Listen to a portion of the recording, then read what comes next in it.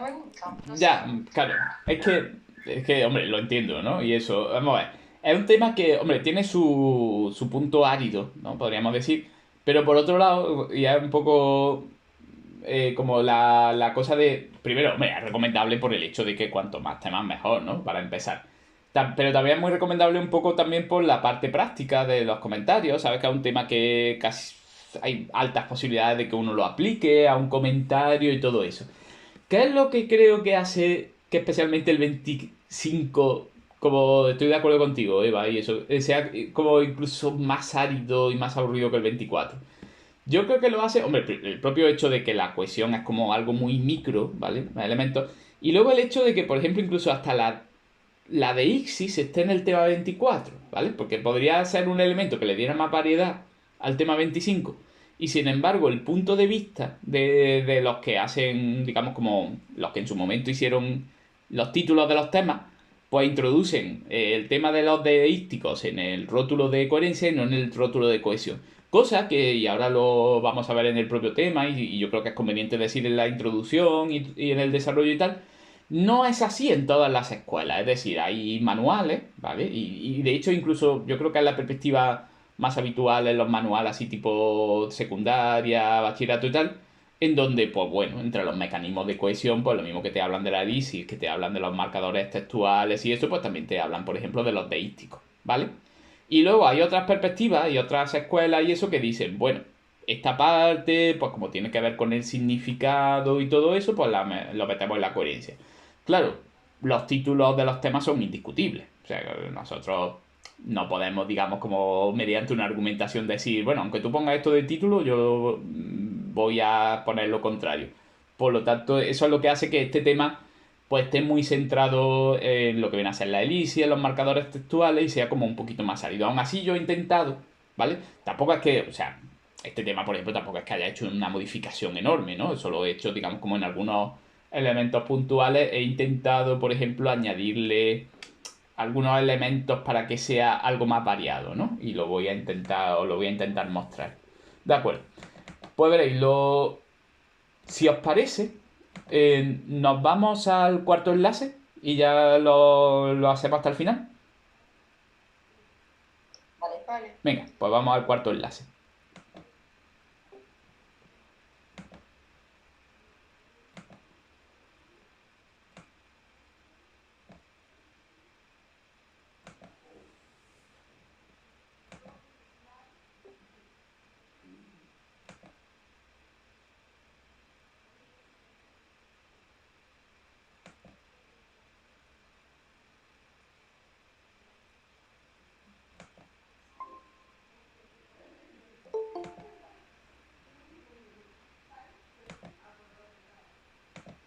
Venga, pues vale, estáis todos aquí formalmente admitidos. Y eso, comparto por aquí. Y eso,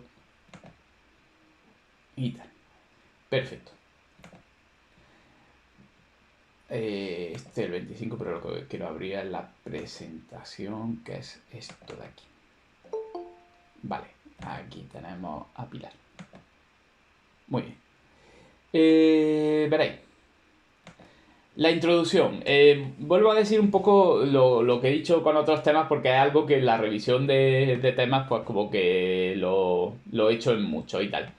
Muchos de los temas, y no es que sea nada malo, ¿no? Pero empezaban como diciendo, bueno, es que estos conceptos no están claros, la gente no se pone de acuerdo, todo es muy ambiguo, y hombre, y no es que sea mentira, ¿vale? Porque es que eso en realidad en cualquier ámbito serio de ciencias sociales y eso, pues definir los términos siempre es complejo, ¿vale? Y hay muchas formas de verlo. Pero hombre, yo creo que teniendo en cuenta además que explícitamente se dice que se valora pues precisamente que se le dé importancia al tema, que se dé como un enfoque así como personal, incluso académico del tema y tal, pues creo que habría que empezar de otra forma. Y yo ahí, en la introducción, en tal como la he reescrito, pues empiezo con una idea que viene del libro En un sentido de estilo, de Steven Pinker, que me gusta a mí mucho, que es lo siguiente, que es la idea de por qué ciertos textos, y por ejemplo pensando incluso en textos académicos, se leen con facilidad, no te cargan la mente y son como, no sé, como recorrer un camino agradable y bien señalizado. Y hay textos que, incluso textos académicos, incluso textos de profesores universitarios, que te obligan a leer a trompicones, que tienes que releer algunas partes, que te cansa la mente, que no es agradable, que no es fluido, que no es elegante, ¿vale? Y sobre eso, claro, la respuesta a esa pregunta incluye muchos elementos, pero uno de los elementos fundamentales es la cohesión, los mecanismos de cohesión. Es decir, tú en un texto puedes facilitar al lector la decodificación del texto, la lectura, no cargarle la mente, señalizarle por dónde va, ¿de acuerdo? Es decir, estás como facilitando ese proceso de pasar de la señal al mensaje, ¿no? Como decíamos de Shannon y Weaver, o puedes, digamos, pues no facilitárselo o incluso hasta entorpecérselo, ¿vale?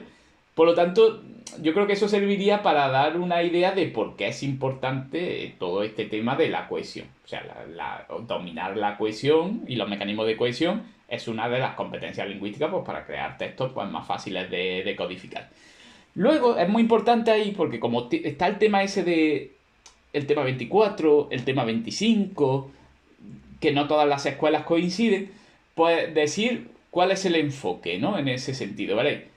Como dice ahí, la tradición anglosajona en general, que es un poco la que yo considero más natural, aunque curiosamente sea como la anglosajona y eso, es la idea de que la cohesión también puede tener una vertiente semántica y que por lo tanto la de Ixis sería un mecanismo de cohesión. Claro, ¿en qué sentido, por ejemplo, ahí diría, bueno, pues entonces ¿por qué le llamas cohesión, no? Si es semántico y tal, ¿en qué sentido, por ejemplo, le llamas a eso cohesión y sin embargo, por ejemplo, habla de la unidad temática como coherencia?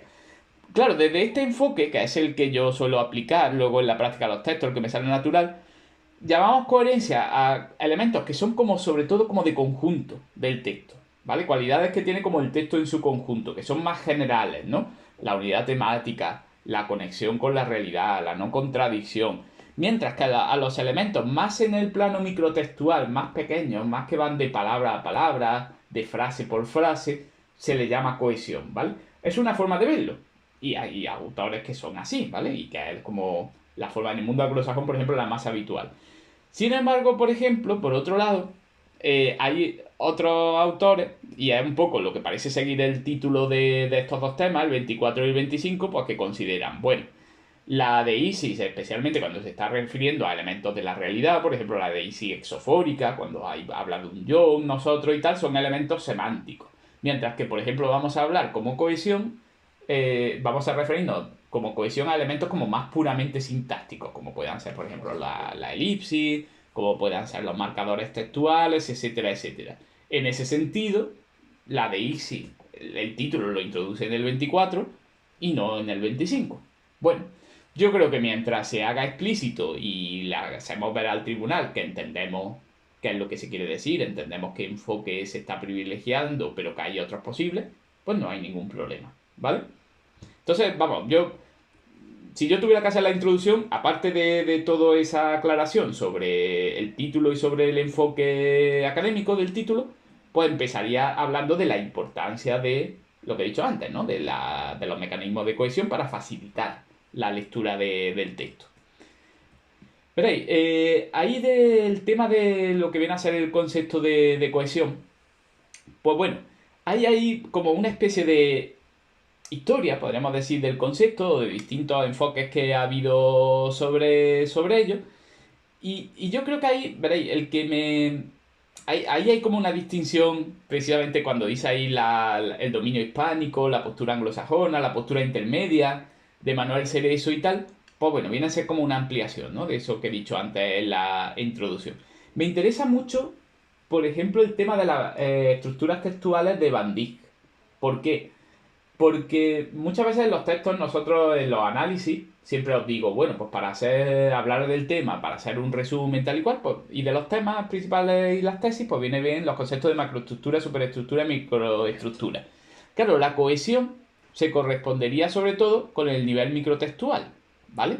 Es decir, si la macroestructura es como el conjunto todavía en abstracto de las ideas que se quieren transmitir, de las opiniones, ¿no? De las que queremos convencer y todo eso. Luego la superestructura, pues ya viene a ser plasmación en un texto que tiene una determinada conformación, que tiene a lo mejor unos determinados párrafos, unos determinados capítulos, que responde a unas convenciones de un determinado género, tal y cual. Claro, la microestructura sería la realización de eso en un nivel todavía más pequeño. Es decir, cuando ya frase por frase, palabra por palabra, pues buscamos la forma de que el texto sea más entendible y sea más, digamos, como descifrable. Y entonces pues buscamos concordancia de los verbos, buscamos formas de enganchar una frase con la anterior, buscamos, por ejemplo, palabras que se refieren a otras palabras anteriores, etcétera, etcétera. Yo creo que, por ejemplo, en ese sentido, pues viene bien, ¿no? Ese tipo de división.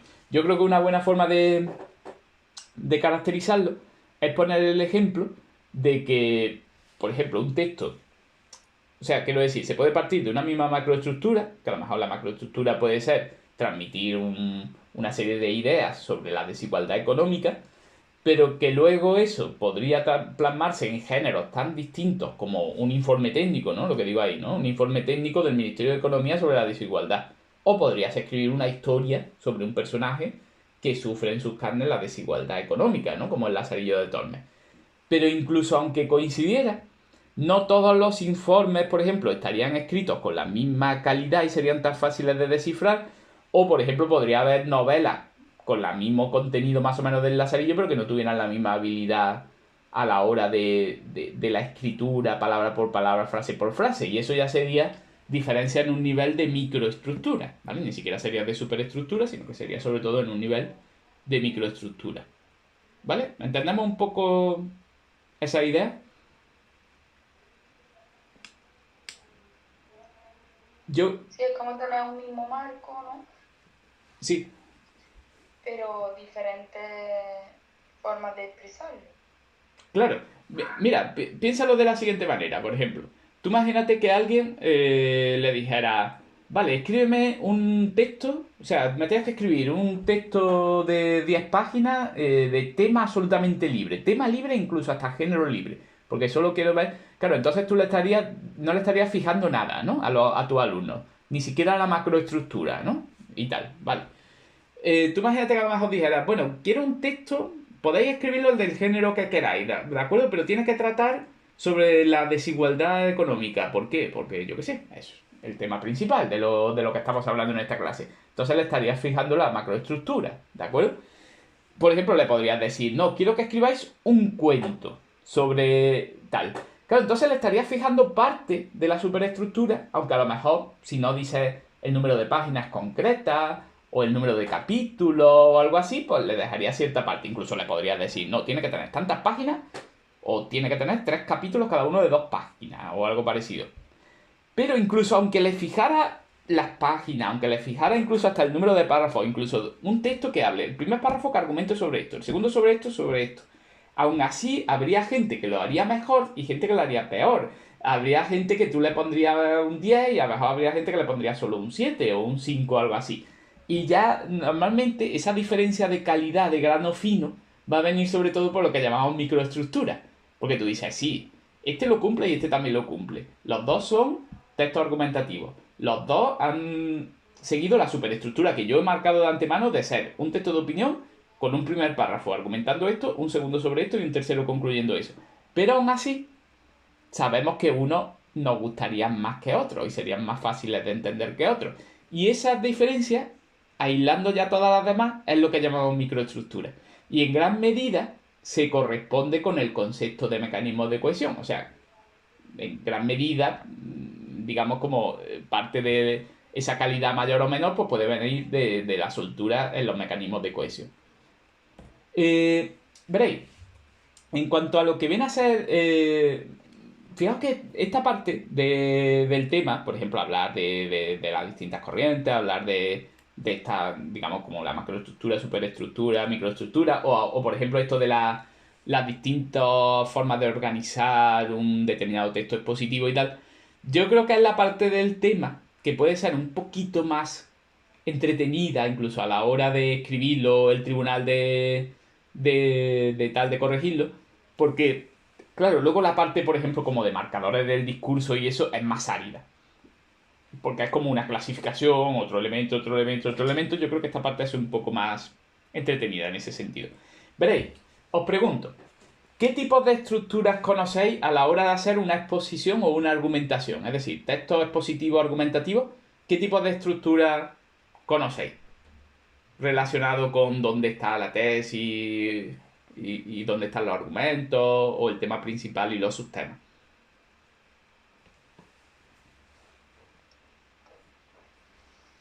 Estructura lineal, circular, cuadrada, paralela. No, no está mal, no está mal, pero creo que primero como que me falta un poco como las dos más básicas y luego ya vamos un poco a esas. Ah, la... Ay, Deductiva e inductiva, ¿no? Deductiva e inductiva. ¿Cuál es, o sea, la deductiva con qué correspondería? ¿Con síntesis o con análisis?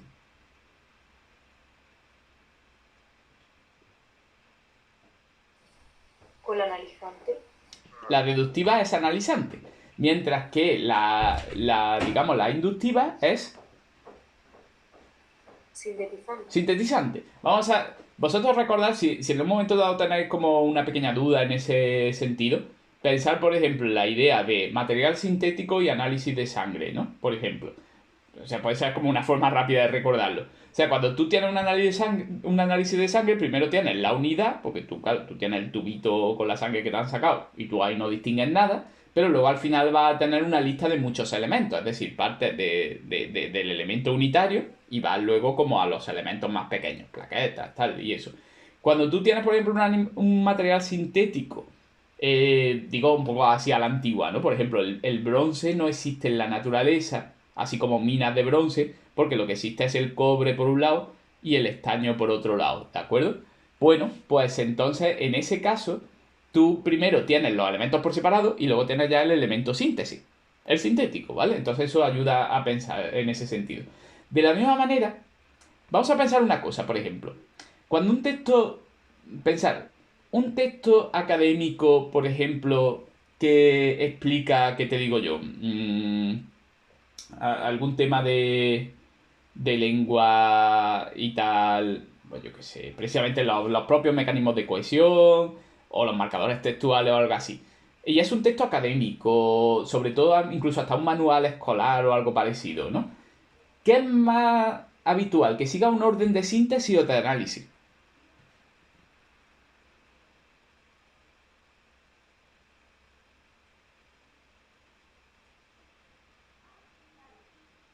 ¿Qué creéis? Analizante. Claro, pero ¿por qué? ¿Por qué quizás se consideraría que es mejor ahí una estructura deductiva o de análisis?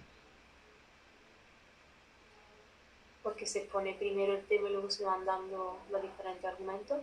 Claro, pero ¿qué ventaja? ¿Por qué precisamente a lo mejor en un manual, imagínate, yo que sé, un manual incluso de matemáticas, ¿por qué se consideraría que ese orden es más apropiado ahí?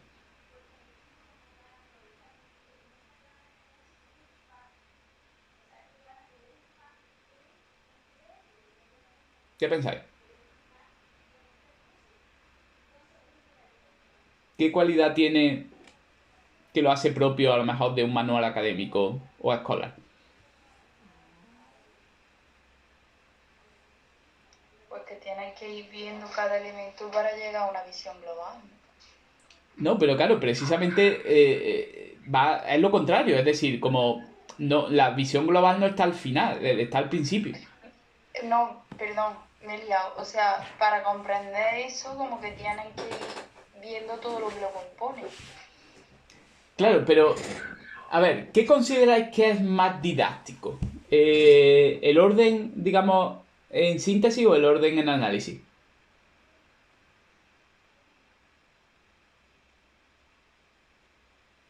El orden en análisis, yo diría que es Claro, más didáctico. es más didáctico, pero por otro lado, ¿cómo se suele dar en la realidad? Es decir, ¿cómo se suele llegar a los conceptos? ¿Por síntesis o por análisis?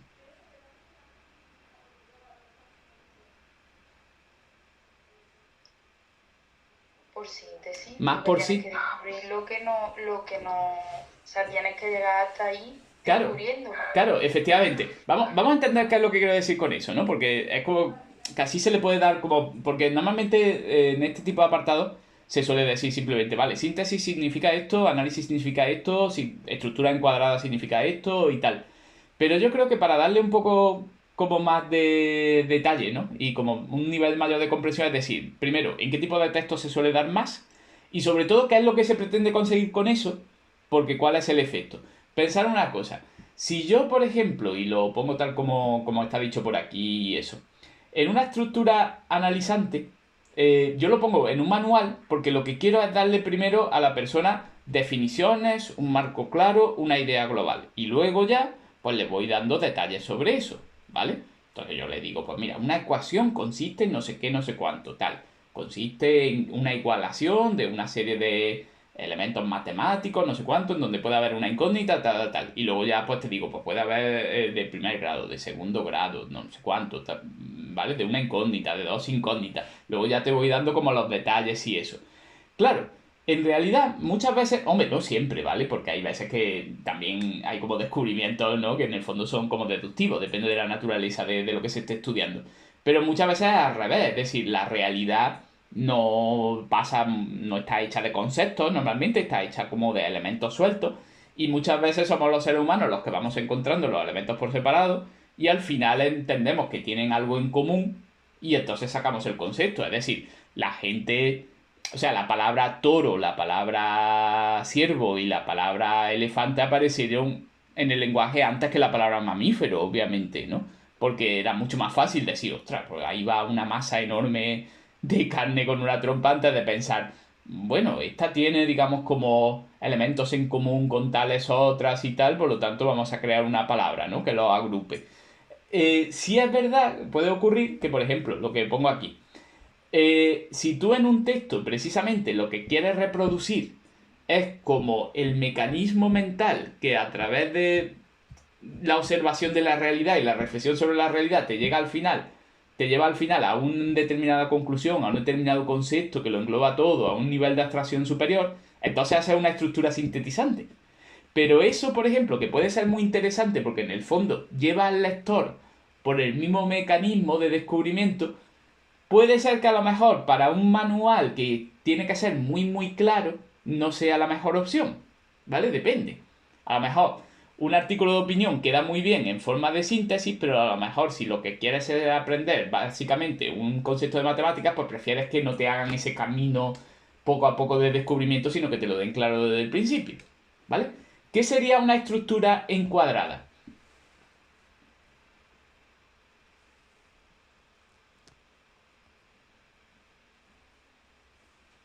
¿Qué significaría eso?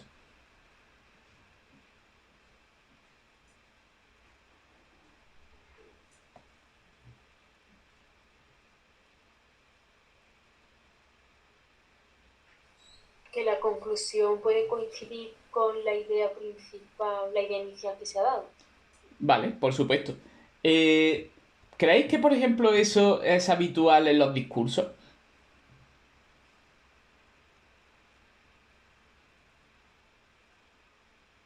Sí, no, muchas veces para darle énfasis a la idea, pues lo dicen al principio, digamos como que unos argumentos que refuercen la idea y otra vez al final vuelven a la misma para que Es, quede todo claro. es muy típico, tiene como mucha fuerza, ¿de acuerdo? Vosotros pensáis que es como una parodia, ¿no? Muy básica, ¿no? De discurso, ¿no? Pero yo qué sé, llega el orador y dice, la nación es una gran familia, no sé cuánto. Luego empieza como a desarrollar, y luego sabemos que como que va a volver como familia que somos, tal y cual, por lo tanto la idea va a estar al principio y al final. Bueno, es otra de las posibilidades.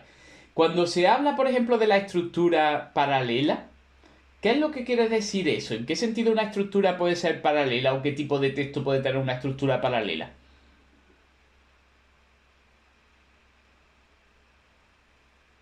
Cuando las ideas que se están desarrollando tienen similar importancia. Claro, efectivamente. Claro, hay textos que simplemente a lo mejor pues tienen apartados porque, bueno, pues ya está, claro, es que tiene que tratar de muchas cosas, pero no quiere decir que una sea como que al final se vaya a llegar a una síntesis o que digamos como que cada una sea como el análisis, sino que simplemente pues ya está, tienen la misma importancia y se van poniendo una al lado de otra. He puesto ahí el ejemplo de, pues tú haces informe, por ejemplo, sobre la situación de la agricultura en distintas comunidades y eso. Bueno, podría ser simplemente, claro, si el texto fuera simplemente una suma y tú dijeras, pues mira, en Andalucía no sé cuánto, tal, la situación ahora mismo es tal, en Cataluña es esto, en Valencia es esto, sería simplemente así. Hombre, si hubiera un apartado al final que a lo mejor dijera, bueno, de todo esto se puede deducir que en general en el país tiende más a ser positivo que negativo o algo así, pues entonces ya incluso podríamos decir que empieza a haber una estructura de síntesis. O si lo hubiera al principio, habría una estructura de análisis. Pero si simplemente se acumula, bueno, es que me han mandado de todas las comunidades, pues esta es la situación, esta es la situación. Si no va acompañado como de una especie de síntesis global, porque a lo mejor ni siquiera hay como un patrón global, cada una va a su aire, pues llamaríamos simplemente una estructura paralela, ¿vale? Por lo tanto, yo normalmente los ejemplos que pondría es estructura deductiva muy didáctica, muy clara, por lo tanto te la uso en manuales y tal, es lo mejor como para aprender lo básico sobre un tema. Estructura inductiva, a lo mejor no es tan clara, pero puede ser un poco más emocionante, o sea, en el sentido de que es como que reproduce el viaje de descubrimiento entre lo que primero está disperso y luego como los conceptos, las opiniones que al final lo agrupan todo. Puede, puede ser incluso como un texto didáctico a lo mejor, pero para gente más avanzada, ¿de acuerdo? Un ensayo sobre un determinado tema, que a lo mejor no es lo primero que sabes sobre el tema, ¿de acuerdo? Un artículo de opinión, etcétera, etcétera. Luego, una estructura encuadrada, pues normalmente puede ser porque quieres ser muy claro y lo quieres destacar al principio o al final. Puede ser porque quieres crear como es una idea de mucha fuerza, incluso hasta emocional y por lo tanto la quieres destacar al principio y al final, como en el caso de los discursos. O una estructura paralela porque, bueno, puede ser porque simplemente sean textos técnicos que acumulan como muchos subtemas unos detrás de otro, pues simplemente porque están ahí en el mismo espacio y ya está, ¿vale? Y en todo caso, pues no hay como a lo mejor una tesis global al principio o al final, ¿no? O un concepto global que lo agrupe. Bueno, yo creo que son los elementos básicos y que no son difíciles de recordar y eso. Veréis, en cuanto a lo que viene a ser los mecanismos de cohesión y tal, he traído, digamos, como algunos ejemplos y como el primero que se trata con... Que por cierto, espérate, un momentillo, porque quería ver aquí definición. Esto sí, veréis. La clasificación que viene ahí, por ejemplo, esta primera de Halliday y Hasan, pues por ejemplo habla de mecanismos de sustitución, de elipsis, de referencia, ¿vale? Mecanismos de conjunción, de cohesión léxica.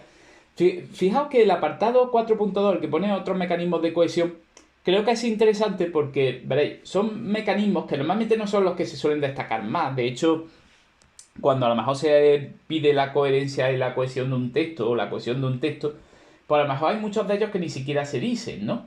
Pero que en un momento pueden enriquecer como, no sé, un determinado comentario y tal. Por ejemplo, el tema de la concordancia entre sujeto, verbo, nombre y adjetivo es un mecanismo de cohesión.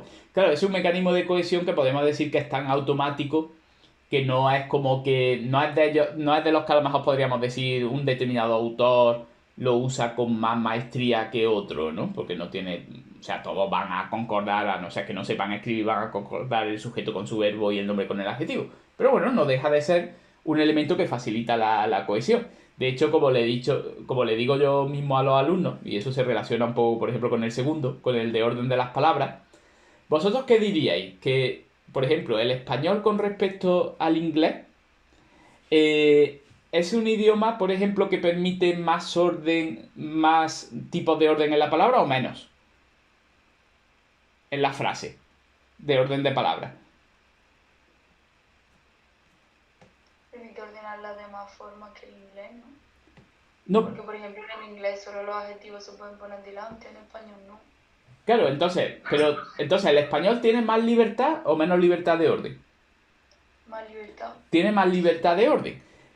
Pero al mismo tiempo, quiero decir, ¿el español tiene más elementos de concordancia entre palabras?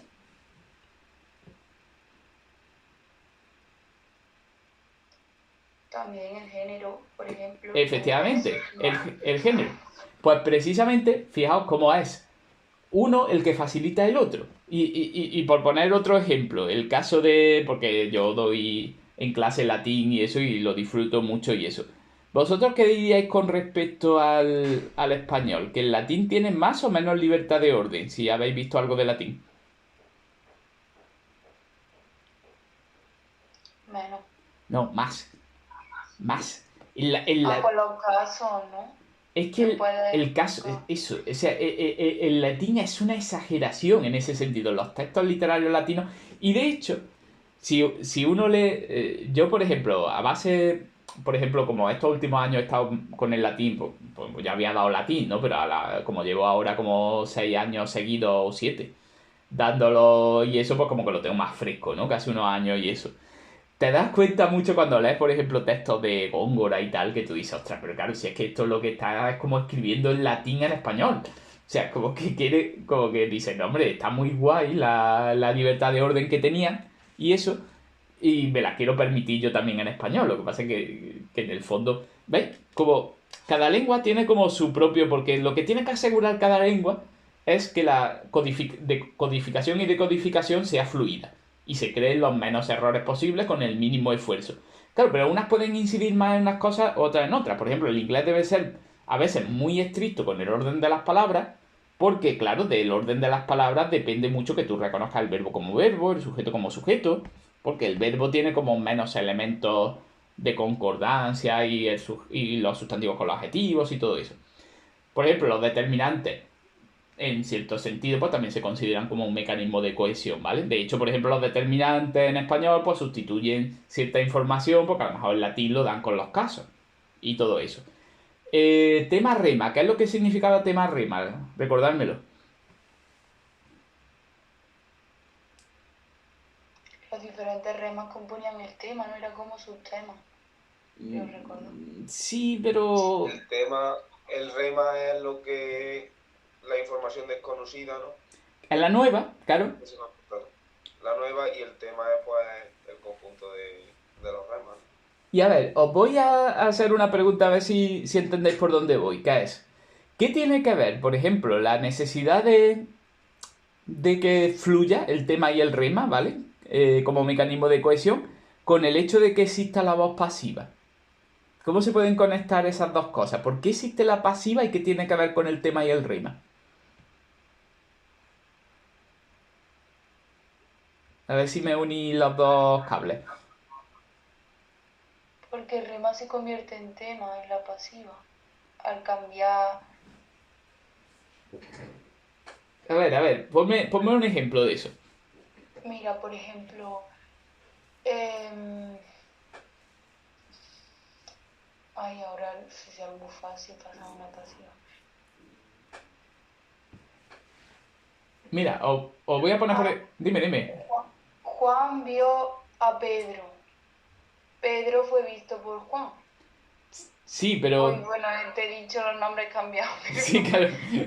Claro, como que lo quería poner muy claro, ¿no? El hablante dice, efectivamente y tal. No, hombre, ya, sí, hombre, es difícil en el momento así. Mira, lo voy a poner de la siguiente manera. Voy a coger también a Pedro y Juan. Tú imagínate que de pronto, por ejemplo, Pedro está hablando de Juan, ¿no? Y eso. Y entonces resulta que es que Juan es un mal bicho, es una mala persona, ¿de acuerdo? Y tal, y dice, es que Juan ha robado bancos, Juan ha agredido a gente, Juan ha asaltado farmacias. Menos mal que ya, y ahora meter la pasiva, ya no sé qué por la policía, ¿qué diría? Menos mal que ya ¿Ha sido detenido? ha sido detenido por la policía. Claro, ¿por qué es mejor esa versión que decir Juan ha robado, Juan ha asaltado farmacias, Juan ha agredido a gente? Menos mal que la policía ya ha arrestado a Juan. ¿Por qué es mejor la versión en pasiva? La focalización. Claro, efectivamente. Y porque como tú, en el fondo, le has dicho a la persona, mira, el tema es Juan, y te voy a dar varios remas, ¿no? Y todos se van conectando a Juan. Son cualidades de Juan o cosas que ha hecho Juan y eso y tal. Como esta es la única en la que Juan no es, digamos, el elemento activo, sino que por primera vez y afortunadamente es el objeto de la acción en vez del agente de la acción, prefiero seguir dándotelo también a Juan como tema. La única forma que tengo de poner al objeto como sujeto es usando una pasiva. ¿Vale? Bueno, pues claro, efectivamente es un mecanismo de cohesión.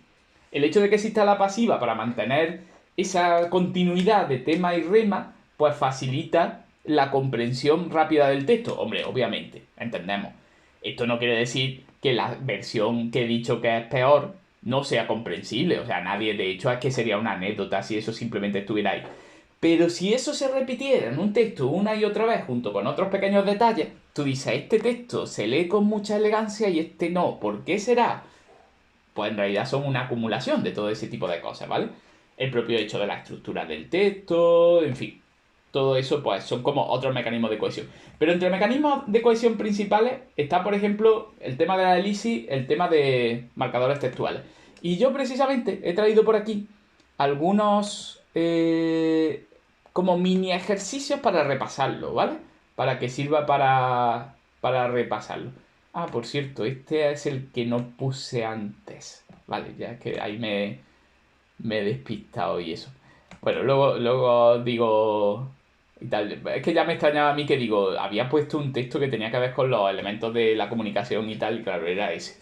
Vamos a pensar lo siguiente, por ejemplo. Fijaos estas frases de aquí, ¿no? La estáis viendo, ¿no? Lo estoy compartiendo, ¿no? Sí, lo estoy compartiendo. Veréis.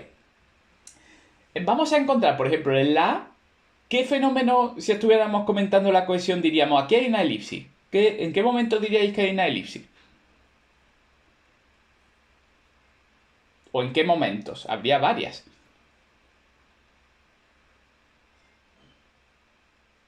Después de cada punto, ¿no? Que falta Luis, ¿no? Que Efectivamente. conecta a Luis.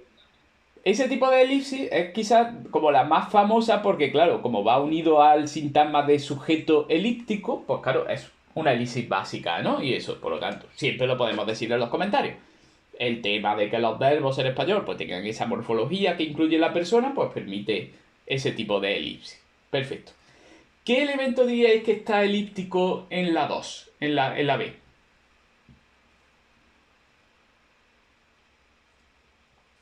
Argumentos. Claro, por lo tanto sería una elipsis de un pronombre, de un verbo, de un sustantivo, de una frase. ¿De qué? De un sustantivo. De un sustantivo. O sea, un sustantivo puede estar en elipsis. Claro, ahí realmente, hombre, uno podría daros cuenta de que, por ejemplo, en la segunda frase, en el fondo, también incluso podrías decir, hombre, en la segunda frase se ve como clarísimo que argumentos faltan. E incluso podrías decir hasta el verbo falta, ¿no? Porque en un momento dado podrías decir, también plantearon argumentos personales. Poniéndolo como de manera muy estricta, incluso aunque solo estuviera la primera parte, o sea, la primera frase, podrías decir, claro, cada uno de esos adjetivos en el fondo se refieren al mismo sustantivo y podría entender que pone argumentos sólidos, argumentos débiles o argumentos improvisados. Pasa que, bueno, normalmente es como difícil verlo así, ¿no? Porque está como muy cerca. Pero sin embargo, la segunda frase se ve claramente que, primero, no tiene verbo y segundo, no tiene sustantivo para ese adjetivo. Esa es la recomendación que yo, vamos, haremos más adelante comentarios específicos también de coherencia, cohesión y repasaremos también en enero, por ejemplo, el texto que apareció en el examen de oposición de coherencia, cohesión y tal. Pero yo la recomendación que suelo hacer en general, y la repito ahora también, es hay que intentar leer las frases como de manera sospechosa y sobre todo como de manera aislada. Es decir, si yo leyera solo al final también personales, yo diría, vale, ¿de qué estás hablando? Al final también personales, ¿qué pasa? ¿Que hicieron faltas personales en un partido de baloncesto? Es decir, ¿qué es lo que no puedo comprender de esta frase si la frase estuviera sola? Y entonces saltan, ahí es donde saltan, por ejemplo, la mayoría de las elipsis, por ejemplo. En la C, ¿qué elemento está elíptico? Vestido. Vestido, ¿de acuerdo? Por ejemplo, ahí, de nuevo, lo que pasa es que en vez de ser adjetivos, pues en este caso son sintagmas preposicionales, pero como actúan también como modificadores, complemento del nombre, ¿vale? E incluso el verbo, ¿vale? Está elíptico, ¿no? Incluso un verbo como haber, pues es típico que se ponga elíptico. Y en la D,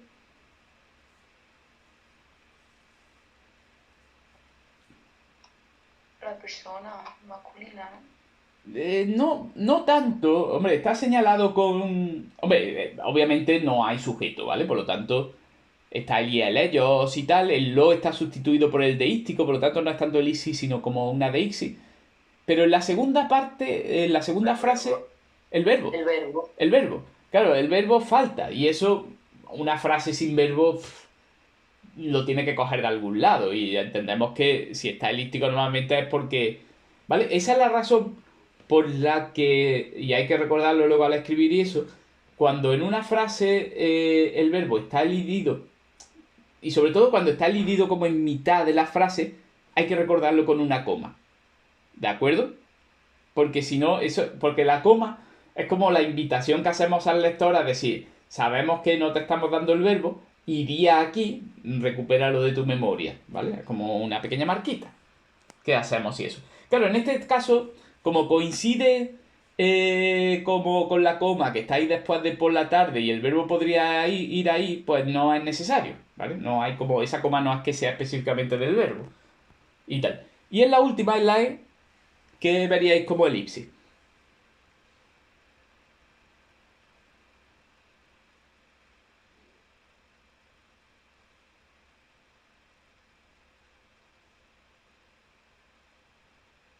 Alumnos, ¿no? Alumnos, por ejemplo, estaría elíptico y eso, ¿vale? Bueno, Y el lugar también en la segunda, ¿no? claro, se podría entender también el lugar y todo eso. Todos aquellos elementos que son necesarios para comprenderlo, pero no se repiten y son recuperados. Claro, cuidado, claro, que siempre que sean recuperados, en el sentido de que en la frase en donde tendrían que estar y no están, no haya un elemento para sustituirlo. Porque si hay un elemento para sustituirlo, una marca del tipo como por ejemplo un lo, un su, un el, entonces no le llamamos elipsis, le llamamos deixis, ¿vale? Pero cuando precisamente no hay nada y es precisamente la ausencia, claro, normalmente esa ausencia se nota porque uno puede decir, si no hay nada, como que tú sabes que tienes que recuperarlo. Claro, porque tú intentas como tener una estructura sintáctica y semántica completa en cada frase. O sea, tú en cada frase esperas que haya sujetos, verbos, complementos y su correspondiente semántico, es decir, agentes, objetos, ¿vale? Y todo eso. Si no los encuentras, pues entiendes que lo más normal es que se mantengan los anteriores y que en las frases cercanas pues haya elementos relevantes, ¿vale? Eso como elipsis en general. Fíjate, vamos a decir, aquí hay algunas frases o conjuntos de parejas de frases y eso que tienen como algún tipo de marcador textual. Vamos a verlos y decir cómo los clasificaríais. Por ejemplo, en la primera frase, ¿qué marcador textual observáis?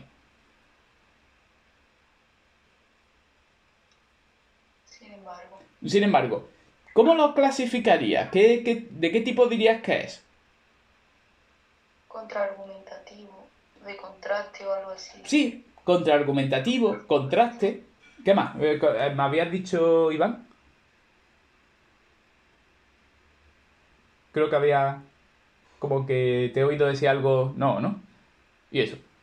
Lo entendemos, ¿no? No he dicho nada. Vale, que me creía. Vale, de contraste y eso, perfecto. Fijaos, por ejemplo, en la segunda. ¿Qué pondríais como marcador textual?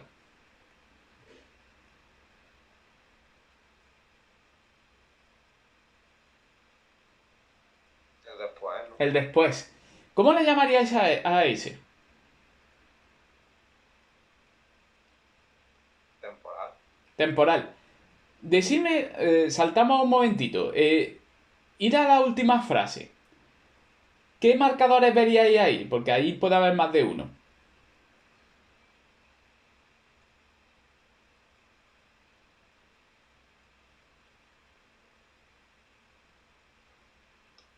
En primer lugar, a continuación. Efectivamente, ¿cómo los llamaría? Yo de orden del discurso. Me lo estoy inventando, pero que... No, sí. Orden del discurso está bien, organizativo, se dice muchas veces y eso. Es importante distinguir los dos porque incluso a veces pueden ser las mismas palabras las que sean temporales o organizativas. El pequeño matiz entre las dos está en que con temporal nos referimos al tiempo real, ¿vale? El tiempo de una serie de acontecimientos en el mundo real. Mientras que con organizativo nos referimos a un orden pero dentro de un texto. Lo cual no tiene por qué coincidir. A veces puede coincidir porque el texto refleja, digamos, como lo que ocurrió en el mundo real en orden y eso. Pero no tiene por qué. O sea, un texto podría decir, pues yo qué sé, en primer lugar, yo qué sé, Hitler llegó al poder y a continuación se lanzó a un desmantelamiento de todo lo que fue el Tratado de Versalles, ¿no? Me acabo de inventar y eso. Bueno, claro, pues entonces tú dices, efectivamente, para poder hacer lo segundo, primero tuvo que hacer lo primero, por lo tanto fueron en ese orden y eso. Pero tú también podrías decir, vale, en primer lugar vamos a hacer una caracterización, no, o sea, en primer lugar vamos a hablar de las terribles consecuencias y el número de muertes que tuvo la Segunda Guerra Mundial, y a continuación hablaremos de sus causas. Pero claro, obviamente las causas de la guerra tuvieron que venir antes de la guerra, si no, no pudieron causarlas.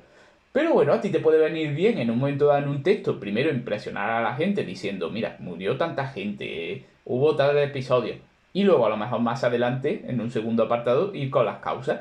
Tú organizas el texto como quieras, no tiene por qué corresponder con la realidad. Si vemos que los marcadores se refieren al orden en el texto, les llamamos organizativos. Si vemos que se refieren al orden de la realidad, les llamamos temporales. Es una buena forma. En la tercera frase, ¿qué marcador hay?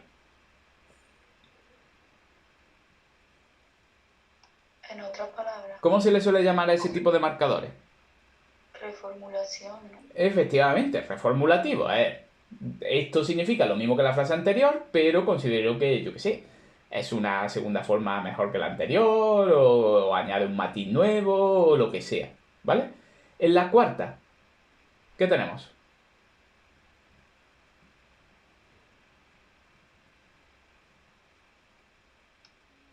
Por esta razón. Bueno, esa sería, por ejemplo, en la cuarta sería, luego viene por esta razón eso. Ah, vale, perdón. No, no pasa, no pasa nada.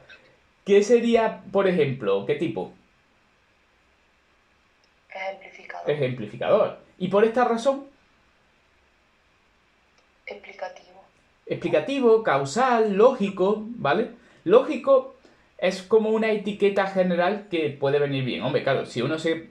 Porque si vosotros lo pensáis, las relaciones lógicas son relaciones sobre todo de causa y efecto. Lo que pasa es que, claro, según donde pones el foco y tal, pues luego tenemos como subdivisiones. La causa y el efecto pues puede ser como causal, consecutiva, concesiva, final, ¿de acuerdo? Condicional y todo eso. Pero en el fondo le podríamos llamar a todas lógicas, ¿vale? Es una buena forma de agruparlo. Si luego ya queremos como ser más finos, pues le ponemos, digamos, como el apellido. Y en la penúltima, ¿cuál sería el marcador textual?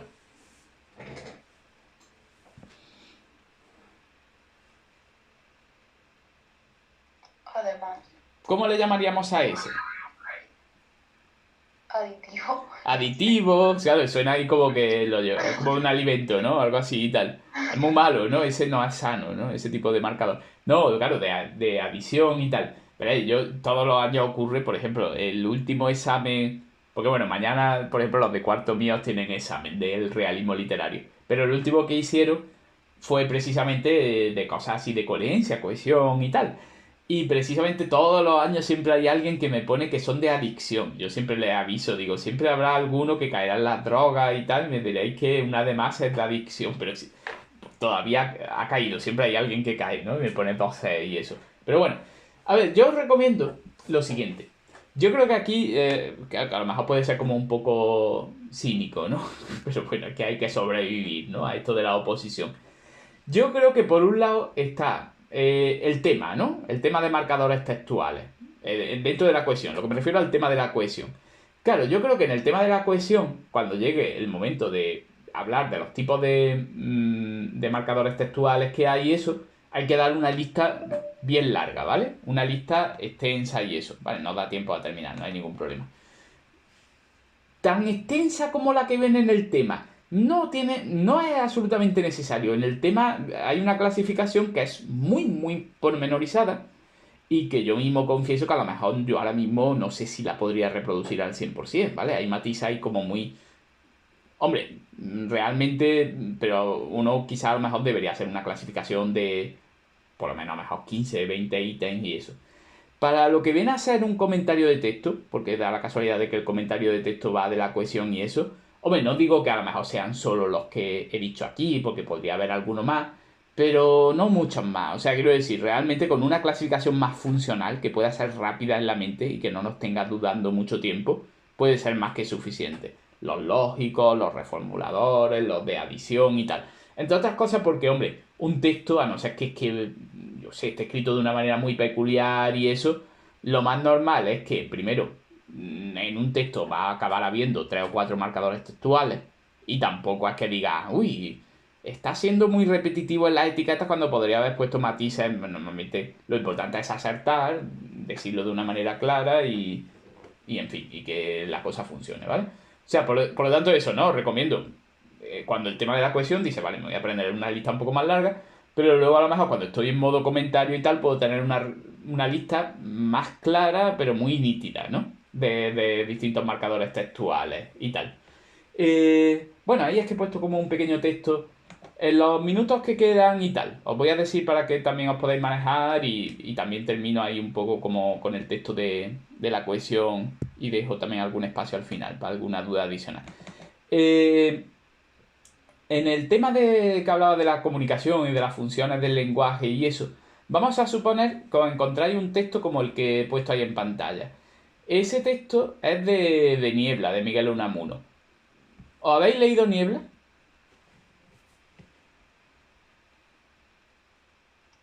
Yo me la leí, pero sinceramente no me acuerdo de nada. Ay, no te acuerdas. Lo tienes como en una Pero niebla, ¿no? Y lo eso. tengo en una, totalmente, te iba a decir, digo, está en una nube. Está en una nube. Pero era experimental, eso yo recuerdo que dije, ostras, pero de verdad yo no me acuerdo de nada. No, sí, sí, sí. Sí, Niebla está muy bien y eso. Y es el estilo. Es que Unamuno es muy particular. O sea, quiero decir, es que es como tan reconocible y eso. Sus manías y tal, pero era un tipo genial. Niebla muy bueno. Pero vamos, básicamente, el elemento ahí como básico de Niebla que se refleja en este fragmento es la idea de que aparece el propio Unamuno y uno de los personajes acaba dando con Unamuno y se da cuenta de que en realidad es un personaje de Unamuno y que por lo tanto Unamuno tiene como un poder sobre él, como el que tendría Dios, ¿no? Sobre nosotros, tal y cual, y entonces viene como a quejarse, ¿no? Y ahí hay como una... porque las cosas no le van bien y porque el autor le está haciendo sufrir y él porque tiene que sufrir, etcétera, etcétera, y Unamuno con su estilo característico como a mí que me cuentas, ¿no? Y eso, tú no eres nadie, ¿no? Tú eres lo que yo diga y tal. Y eso.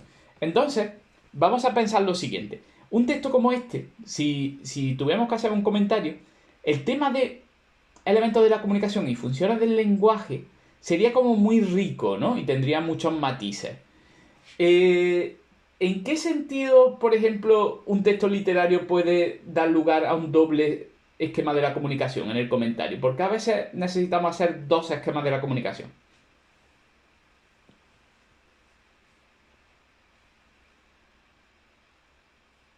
Porque uno es el plano ficcional y otro real, ¿no? Efectivamente, ¿de acuerdo? Por ejemplo, claro, en el plano real, ¿quién sería el emisor? No. Claro, lo que pasa es que, por ejemplo, en un texto como este, en el plano ficcional, ¿cuál es uno de los emisores? Coincide, ¿no? Claro, uno de ellos sería Unamuno. Claro, y eso, es verdad que todo eso daría lugar como a muchos matices, como diciendo, realmente, o sea, podemos decir que es la misma entidad. O sea, aunque le pongamos los dos el mismo nombre, porque entonces tendríamos que concluir que Unamuno existe todavía y como personaje de ficción. Claro, pero ¿en qué sentido podemos decir que la persona Unamuno existe solo porque esas palabras estén escritas ahí? No, es interesante, ¿no? Es interesante. Pero en todo caso, la idea general es que todo texto en donde los personajes se comuniquen y haya algún tipo de comunicación interna, pues cuando hablemos de los elementos de la comunicación y todo eso, pues hay que hacer un doble esquema de comunicación. Uno que sea como la comunicación entre los personajes y otro que sea como la comunicación entre lo que viene a ser el autor y el lector y cada uno con sus matices en cuanto a lo que viene a ser el canal, lo que viene a ser el código, lo que viene a ser el contexto y todo eso. Yo os recomiendo porque Niebla es una novela cortita, ¿vale? Y yo recomiendo que la leáis y eso porque tiene como muchos elementos. Además, como el estilo de... Veréis, una cosilla. Que precisamente me vaya a permitir ahí nada más que un momento, aquí al final y eso. Eh, ¿Habéis leído así como a Galdós? ¿Os gusta Galdós?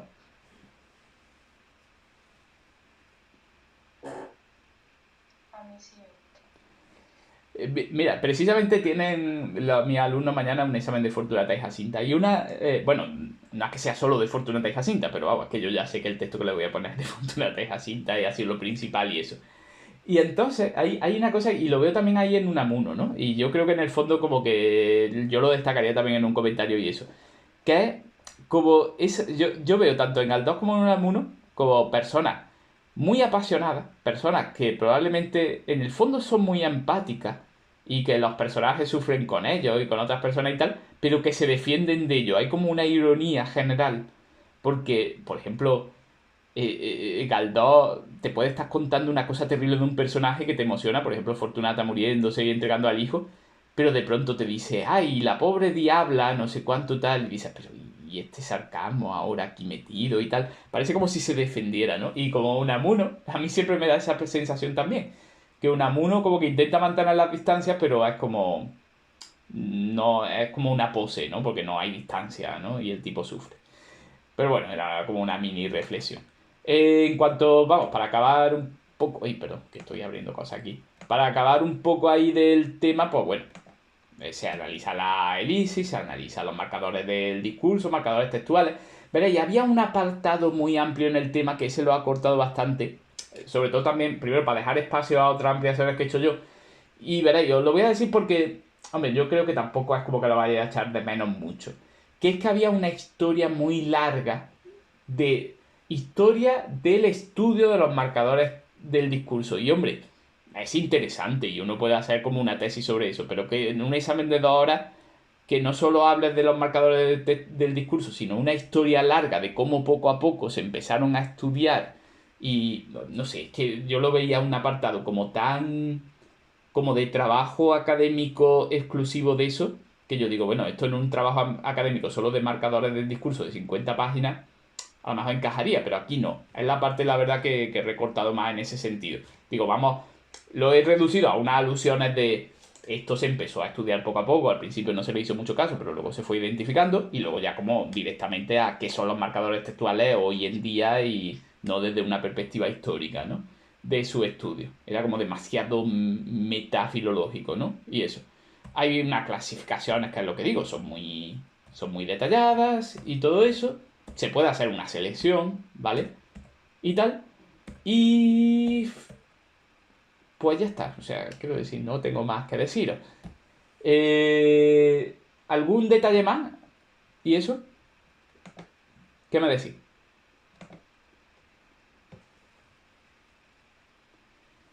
Eso sí, llevo en la mente, ¿vale? Y tal, pero voy a apuntar. Mañana voy a intentar resolver ahí el problema porque o bien en uno de los ordenadores o en uno de los correos o en uno de los múltiples sitios donde trabajo y eso, tengo el tema 4 bien ajustado y he mandado ahí como una versión que no era justo la última, ¿vale? La que se corresponde, por ejemplo, con la presentación. Entonces lo arreglo mañana o el fin de semana. Aparte de eso, más dudas, más cosillas, más propuestas.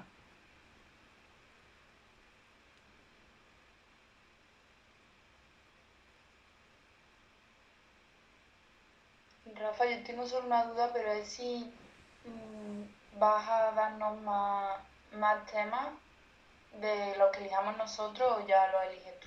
No, no, o sea, los temas a partir de ahora son, o sea, quiero decir, yo, vamos, los 4 primeros porque, claro, como que eso vino muy pronto, esa sesión, y yo me tenía que poner en marcha incluso ahí ya desde el final del verano y tal. Pero todos los que vienen a partir de ahora, menos la sesión de 2, que ninguno de ellos estaba hoy, ¿vale? Porque fijaos que cuando dije de lo de votar, os dije, voy a escoger para las 3 sesiones que quedan, que esta ha sido una de ellas, son 12 temas, pero voy a coger los 10 primeros porque hay dos que sí que me los he reservado porque ya los tenía un poco trabajados. Lo que pasa es que no los he puesto hoy, que son, si no recuerdo mal, son el 33 y el 40. Vamos, ensayo y el otro era el... Se me ha ido ahora el tal. Bueno, ahora sí, la literatura como fenómeno social y todo eso. Pero todos los demás son los que salieron en las votaciones. O sea, estos son los que salieron las votaciones, y en los siguientes días los otros temas y eso van a ser también los que salieron en las votaciones. Así que si hay algún... El ensayo, Rafa, sí, el tema 40. El tema 40 y eso, sí. Que eso, o sea, no os preocupéis en ese sentido de que, por ejemplo, imaginaos que a lo mejor yo os dije, salió en la votación tal, y no ha sido hoy. Eso es porque va a ser o en la siguiente o en la última. O sea, eso ya están asegurados. Son los que salieron el otro día. Que en un momento dado incluso puedo volver a subir la lista así de los votos y eso como para que podáis anticipar. Ah, sí, vale, que este de los que yo me interesa mucho está en la lista. ¿Vale? ¿Más cosillas? ¿Alguna sugerencia? O sea, por ejemplo, tengo pensado el tema de tratar mucho lo de coherencia-cohesión, indicando lo del examen de la última posición, ¿vale? Porque además me lo pedisteis algunos y eso. ¿Alguna petición para que lo vaya trabajando también hasta en Navidad, desde posibles comentarios o tal?